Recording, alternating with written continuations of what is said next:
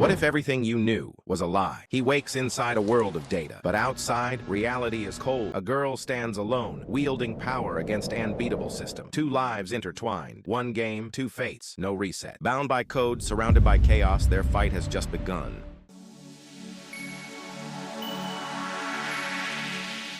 The sound of wind howled through the jagged edges of the ruined towers. Dust, half digital and half real, swirled in the air like static smoke. Ethan stood on the ledge, staring at the valley below. The core zone stretched out endlessly. Towers, made of broken code, swirling clouds, and dark sky blinking like corrupted memories. Behind him, Sky zipped up her jacket. The air was colder here, like the world itself was warning them not to come closer. "Are you sure about this?" she asked, her voice quieter than usual. "No," Ethan said, "but we can't turn back now." They made their way down a narrow path.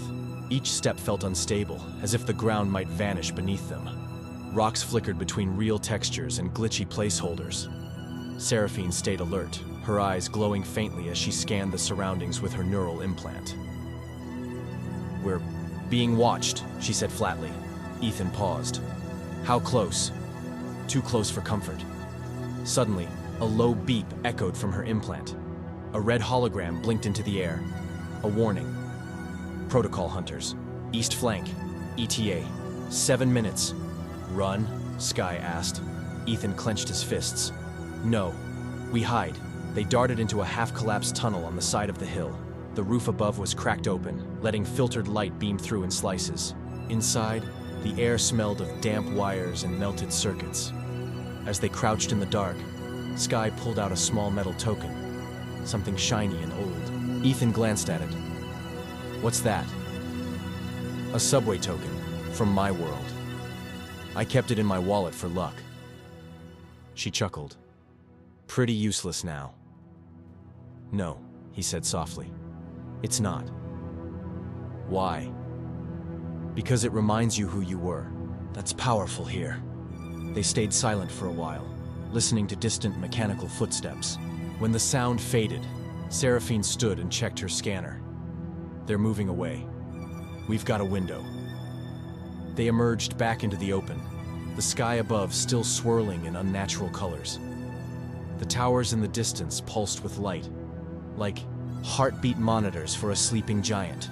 They reached a platform surrounded by ruined columns. At the center was a terminal, ancient, rusted, but still active. Ethan approached it slowly. "This is it. This is where the core begins." Seraphine connected her neural line. Her body stiffened as data surged through her.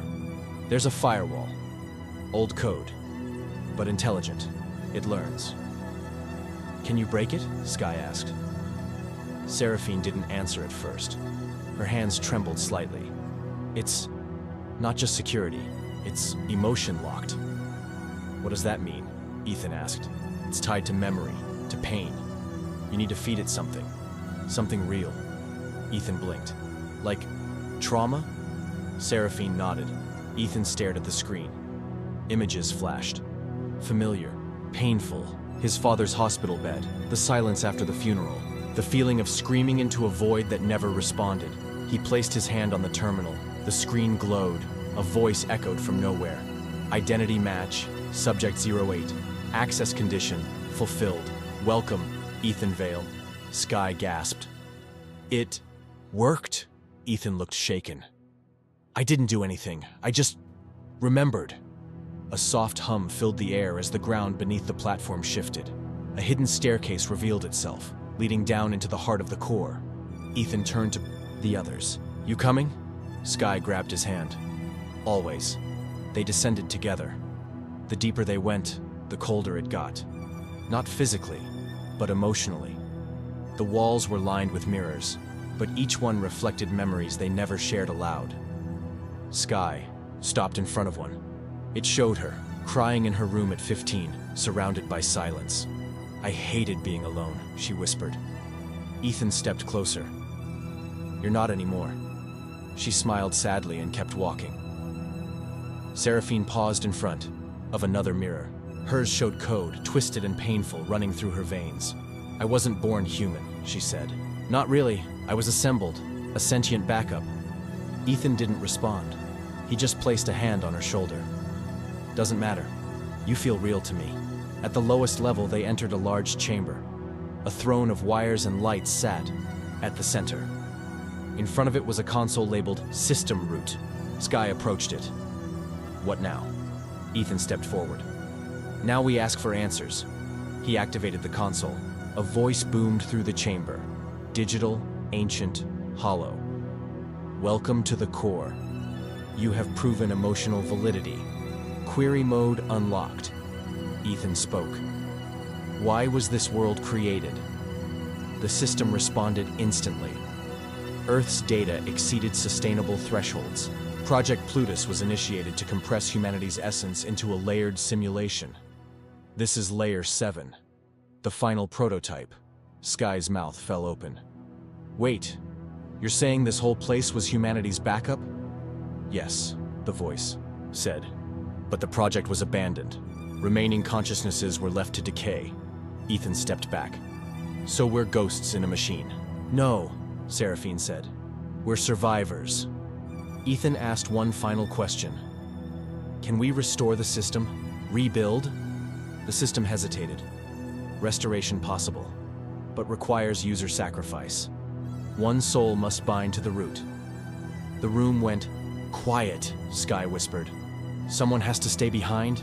Seraphine looked away. Ethan exhaled. I'll do it. Sky turned to him. No, Ethan, don't. It has to be me. I started this. I opened the core. No, Seraphine said. That's not how we end this. We don't trade lives. They argued for a while, voices raw with pain, but before they could decide, the console glowed. A new message blinked across the screen. External ping detected, consciousness sinking. Another user is waking up. Ethan's eyes widened. What does that mean? The system replied. Someone from the outside is logging in. Suddenly, a shimmer of light formed behind them. A figure emerged, half-rendered, confused. It was a girl, no older than Ethan, dressed in modern clothes, terrified. Where am I? She asked. Ethan stared. You're in what's left of the world. And just like that, everything changed again. Because they weren't alone anymore. And maybe, just maybe, the world wasn't dead after all.